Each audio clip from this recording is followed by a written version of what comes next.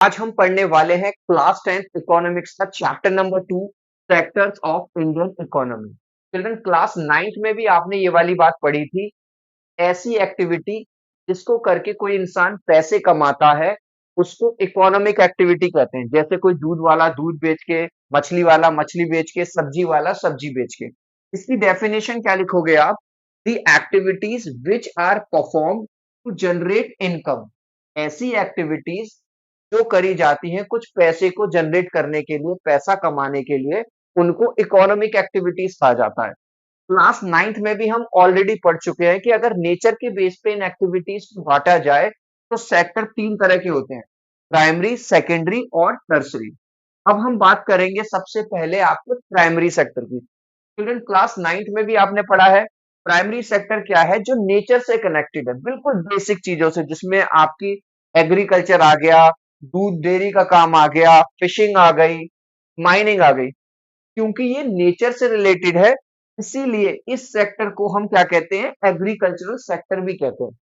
इसके अलावा primary sector is the base for all the other products.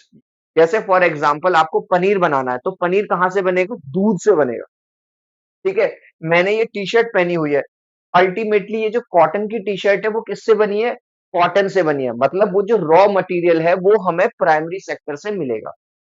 हम बात करेंगे सेकेंडरी सेक्टर की। सेकेंडरी सेक्टर क्या होता है?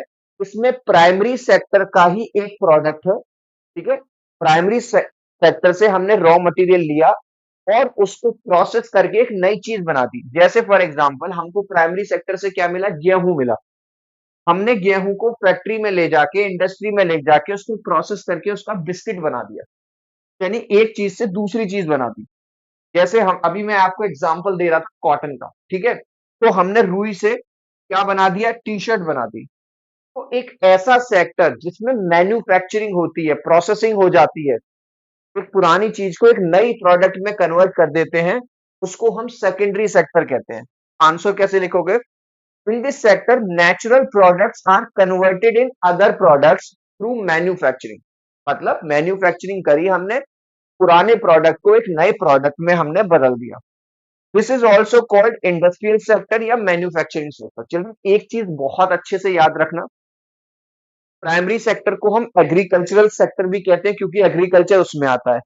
सेकेंडरी सेक्टर को हम मैन्युफैक्चरिंग सेक्टर या इंडस्ट्रियल सेक्टर भी कहते हैं क्योंकि इसमें मैन्युफैक्चरिंग इंक्लूड है। बात करते हैं हम टर्सरी सेक्टर की। टर्सरी सेक्टर को हम सर्विस सेक्टर भी कहते हैं क्योंकि इसमें बेसिकली आपको कोई प्रोडक्ट, फिजिकल प्रोडक्ट नहीं मिलती, सर्विस मिलती है। जैसे फॉर एग्जांपल आप यूट्यूब पे इस वीडियो को देख रहे हो, तो यूट्यूब के लिए आपने एयरटेल का, जियो का कोई इंटरनेट पैक डलवाया हुआ है। आपको कोई प्रोडक्ट नहीं मिला, आपको एक सर्विस मिली है, उस सर्विस के थ्रू आप इंटरनेट चलाते हो। जैसे जब आप रिक्शा लेते हो, बस लेते हो, तो वो आपको एक जगह से दूसरी जगह छोड़ देती है और उसका पैसा ले लेती है, मतलब वो आपको सर्विस प्रोवाइड कर रहे हैं। जब आप किसी डॉक्टर के पास जाते हो, वो आपको कुछ प्रोडक्ट नहीं देता, वो बस आपको एक प्रेस्क्रिप्शन दे देता है, मतलब एक एडवाइस दे देता है, सर्विस दे रहा है। टीचर क्या कर रहे हैं? वो एक सर्विस दे रहे हैं। तो एक ऐसा सेक्टर जिसमें सर्विसेज आती हैं उनको हम टर्सरी सेक्टर कहते हैं। जैसे कि ट्रांसपोर्ट हो गया, टीचिंग जॉब हो गया, डॉक्टर्स हो गए, लॉयर्स हो गए, जितनी भी हैं, बैंक हो गई।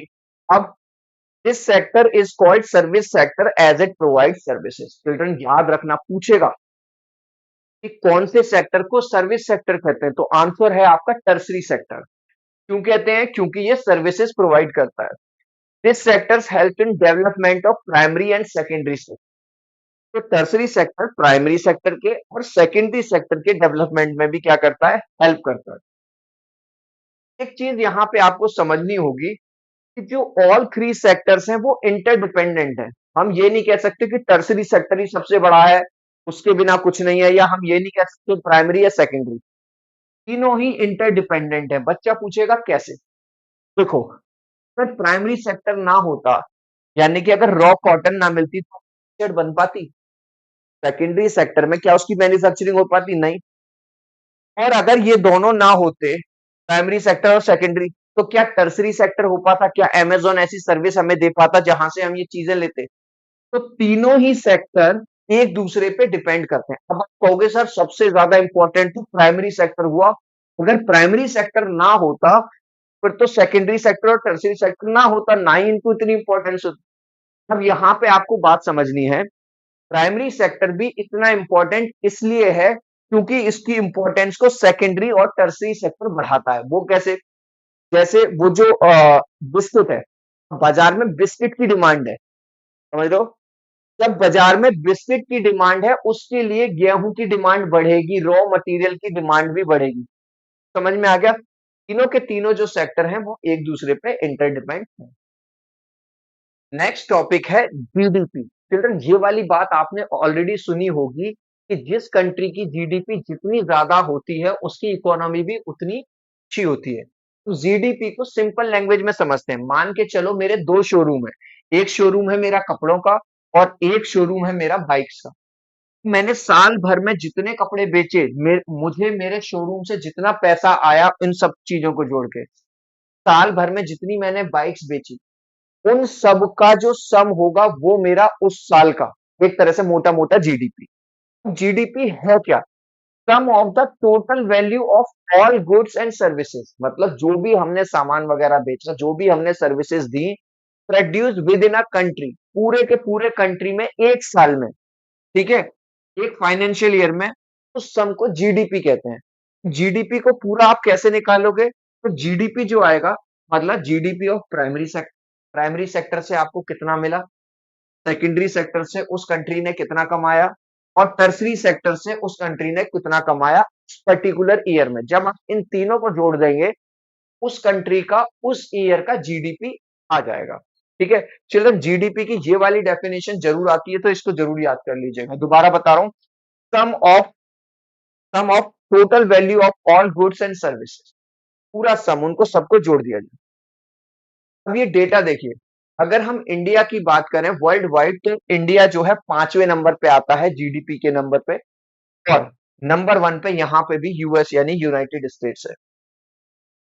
बात करूं अगर हिस्ट्री ऑफ सेक्टर्स की, चिल्ड्रन स्टार्टिंग में, शुरुआत में जो प्राइमरी सेक्टर था, इसी में सारे लोग काम करते थे, इंडिया में ही नहीं दूसरे कंट्रीज में। लेकिन धीरे धीरे इंडस्ट्रियलाइजेशन होने लगा, लोग फैक्ट्रीज की तरफ भी शिफ्ट होने लगे, और बहुत सारे लोग एग्रीकल्चर से शिफ्ट होने लगे इंडस्ट्रीज में, और धीरे धीरे फिर टर्सरी सेक्टर की तरफ बढ़ने लगे। अब अगर मैं पिछले 40 साल का आपको डेटा बताऊं, मैं ये बताऊंगा आपको पिछले 40 सालों में इस सेक्टर से कितनी जीडीपी हमें मिली है। सबसे पहले आपकी एनसीईआरटी बुक में इस तरह का एक चार्ट आपको मिला है, ठीक है, और 1973 से 74 का डेटा उन्होंने दिया है।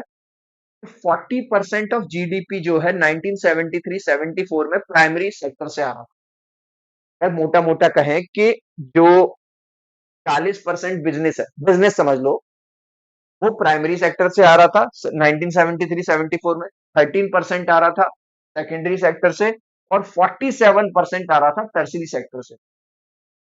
यहाँ ये वाली बात ध्यान रखने वाली है, 1973-74 में भी सबसे ज्यादा जो बिजनेस, सबसे ज्यादा जो जीडीपी थी वो टर्शियरी सेक्टर से आ रही थी।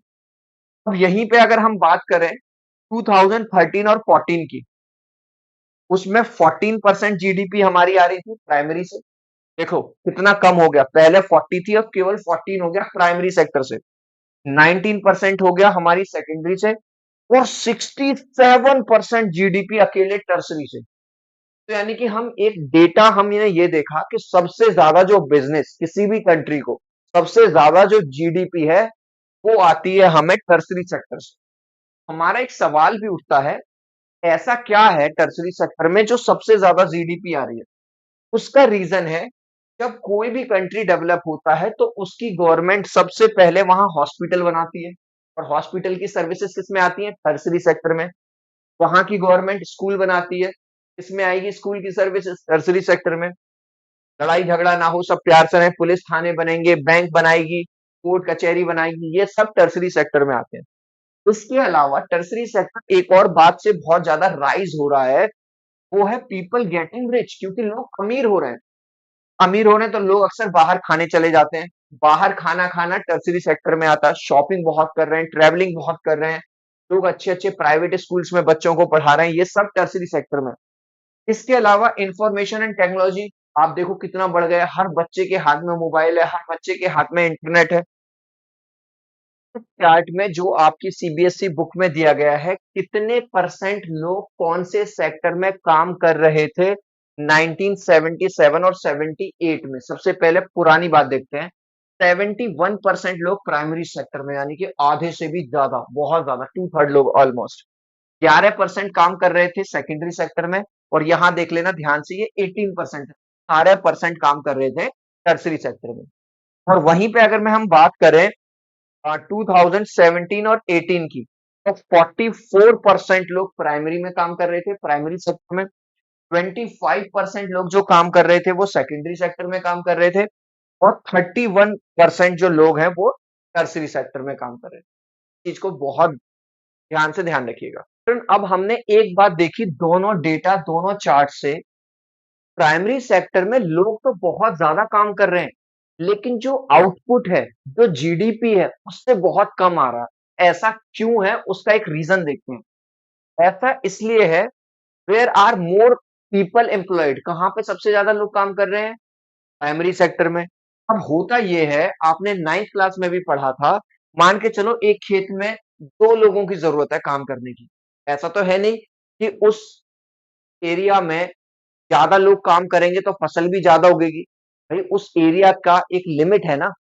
अब मान के चलो जरूरत है दो लोगों की, और वहां पे काम कर रहे हैं 12 लोग, तो यानी कि वो जो बचे हुए 10 लोग हैं वो भी उसमें एफर्ट डाल रहे हैं।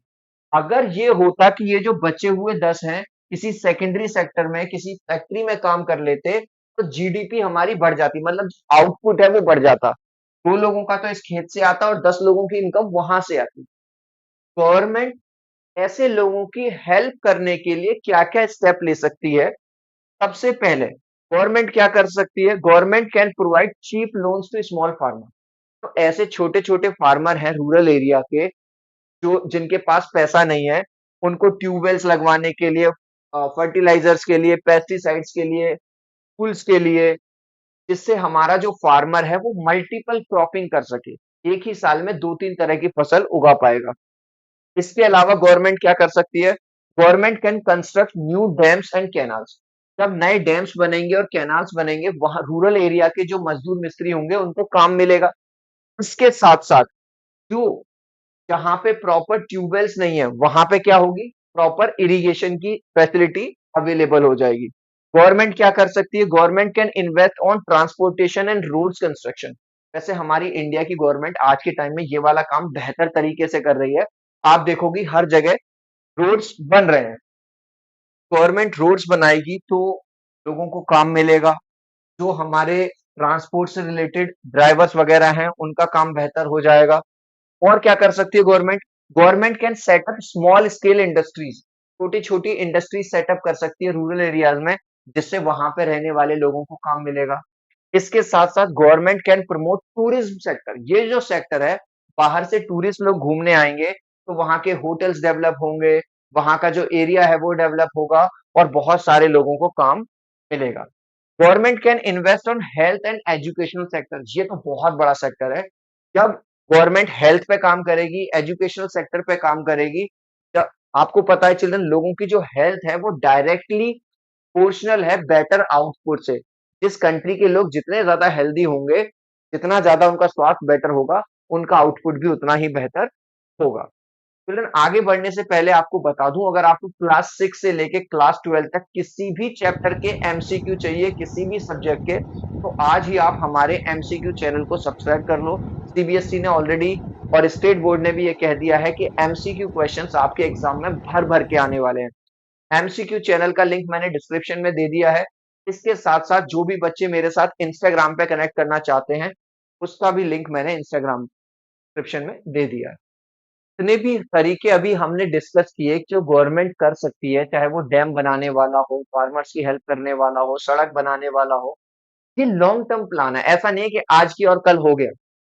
तो शॉर्ट टर्म प्लान तुरंत हेल्प करने के लिए क्या किया गया, एक स्कीम लॉन्च की गई जिसका नाम है मनरेगा, Mahatma Gandhi national rural employment guarantee act. Act में क्या होता था कि जो रूरल एरिया के ऐसे लोग होंगे जिनके पास कोई काम धंधा नहीं है, जिनके पास कोई नौकरी नहीं है, उनको गवर्नमेंट 100 डेज के लिए, एक साल में 365 दिन होते हैं, मिनिमम 300 डेज का एम्प्लॉयमेंट प्रोवाइड कराएगी।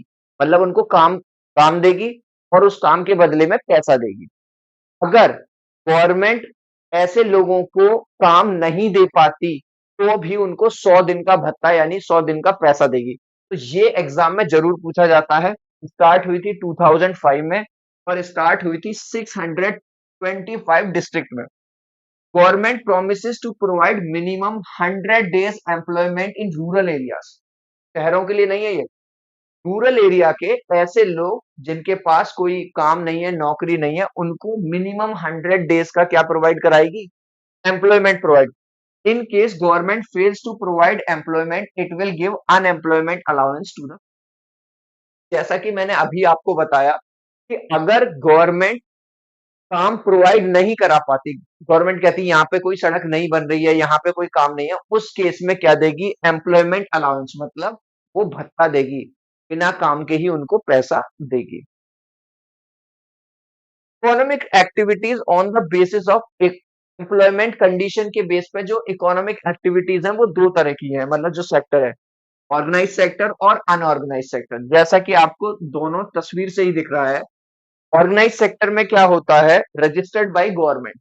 ऑर्गेनाइज सेक्टर को, जितने भी ऑर्गेनाइज सेक्टर हैं वो गवर्नमेंट में रजिस्टर्ड होते हैं। अनऑर्गेनाइज सेक्टर क्या? कोई भी रजिस्ट्रेशन कुछ भी नहीं होता।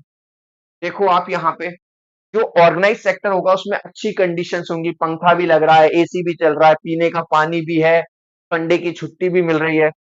लेकिन अनऑर्गेनाइज सेक्टर में पुअर वर्किंग कंडीशन है, देख सकते हो आप। Rules and regulations are follow. जो ऑर्गेनाइज सेक्टर होगा उसमें प्रॉपर रूल्स होंगे, रेगुलेशंस होंगे, दिवाली की छुट्टी मिलेगी, बोनस मिलेगा। लेकिन यहाँ पे कोई भी रूल एंड रेगुलेशन नहीं है। यहाँ पे जॉब सिक्योरिटी रहती है आपकी ऑर्गेनाइज सेक्टर में। मतलब ये नहीं है कि आपको जब मर्जी चाहे आपके मालिक ने, ओनर ने निकाल दिया। लेकिन अनऑर्गेनाइज सेक्टर में कोई भी जॉब की सिक्योरिटी नहीं है। पेड हॉलीडेज, अभी दिवाली गई है, तो जो भी ऑर्गेनाइज सेक्टर में काम करते हैं लोग, बैंक में काम कर रहे थे, हॉस्पिटल में काम कर रहे थे, उनको दिवाली की छुट्टियों का भी पैसा मिलेगा। लेकिन अनऑर्गेनाइज सेक्टर में क्या है कि अगर भैया मिस्त्री काम करने नहीं आया 4 दिन, तो उसको 4 दिन का पैसा नहीं मिलेगा। इसमें फिक्स्ड वर्किंग आवर्स होते हैं कि आदमी भैया 9 बजे जाएगा और शाम को 4 बजे आ जाएगा। इसमें कोई भी फिक्स्ड आवर्स नहीं होते। आपके मन में एक सवाल आएगा, जब ऑर्गेनाइज सेक्टर में सारी अच्छी अच्छी चीजें हैं और अनऑर्गेनाइज सेक्टर में कुछ भी बढ़िया नहीं है, तो सारे लोग ऑर्गेनाइज सेक्टर में काम क्यों नहीं करते? उसका रीजन है शॉर्टेज ऑफ जॉब्स, क्योंकि जॉब्स की कमी है। साथ ही good knowledge and skills are required. अगर आपको ऑर्गेनाइज सेक्टर में जाना है तो आपके पास डिग्री भी होनी चाहिए, आपके पास स्किल भी होना चाहिए और आप पढ़े लिखे भी होना चाहिए। तो आ जाती है वही वाली बात घूम फिर के कि ऐसे जो अनऑर्गेनाइज सेक्टर में जो लोग काम कर रहे हैं उनके लिए हमारी गवर्नमेंट क्या कर सकती है? सबसे पहले तो वही वाली बात है कि उनको, जो छोटे फार्मर्स हैं, स्मॉल फार्मर्स हैं, उनको चीप लोन्स प्रोवाइड कर सकती है, उनको टूल्स प्रोवाइड कर सकती है, उनको सीड्स प्रोवाइड कर सकती है। ठीक है। इसके साथ साथ जो अर्बन एरियाज में जो छोटे लोग हैं, जो छोटे लेवल पे काम कर रहे हैं, किसी छोटी फैक्ट्री में काम कर रहे हैं, कंस्ट्रक्शन मजदूर हैं, या जो रेडी लगा रहे हैं बेचारे, जो फैब्रिक का काम कर रहे हैं, इनके लिए गवर्नमेंट क्या कर सकती है? इनको रॉ मटेरियल प्रोवाइड कर सकती है, इनकी मार्केटिंग में हेल्प कर सकती है और इनके लिए ऐसे रूल्स एंड रेगुलेशंस बना सकती है जिससे इनका कोई भी एक्सप्लॉइटेशन ना कर सके। अब हम बात करेंगे economic activities on the basis of ownership. Ownership के बेस दो पार्ट में बांटा गया है, प्राइवेट सेक्टर और पब्लिक सेक्टर। नाम से ही क्लियर है, प्राइवेट सेक्टर मतलब जैसे मेरा अपना या किसी एक ग्रुप का, और पब्लिक का मतलब गवर्नमेंट का। प्राइवेट सेक्टर में क्या आते हैं? जैसे टाटा स्टील हो गया, रिलायंस हो गया, विप्रो हो गया, आईसीआईसीआई बैंक वगैरह। और गवर्नमेंट में क्या आते हैं? जैसे आपका रेलवेज, रेलवे किसी की पर्सनल नहीं है, गवर्नमेंट की है। गवर्नमेंट स्कूल हो गए, गवर्नमेंट हॉस्पिटल हो गए। तो प्राइवेट सेक्टर होता है वो पूरी तरह से काम करता है कि हम ज्यादा से ज्यादा पैसा कमाएं, अपने मुनाफे के लिए काम करता है। वहीं पे जो पब्लिक सेक्टर होता है वो काम करता है कि कम से कम पैसे में हम अच्छी से अच्छी सर्विस किसको दे पाए? अपने कस्टमर्स को और अपने लोगों को दे पाए। क्लियर है? ये वाली बात ध्यान रखना। How does government provide all these services? Government हमारे लिए रोड बनवाती है ना, रोड के दोनों तरफ लाइट्स लगवाती है। गवर्नमेंट हमको ये सारी फैसिलिटीज देती कैसे है? जो भी चीजें हम खरीदते हैं, जो जिन भी सर्विसेज का हम यूज करते हैं, उन पे हम एक टैक्स पे करते हैं, यानी कि हम गवर्नमेंट को हर चीज पे टैक्स देते हैं, चाहे वो कपड़े हो, खाने की चीज हो, पहनने की चीज हो, कोई गाड़ी हो, कुछ भी हो।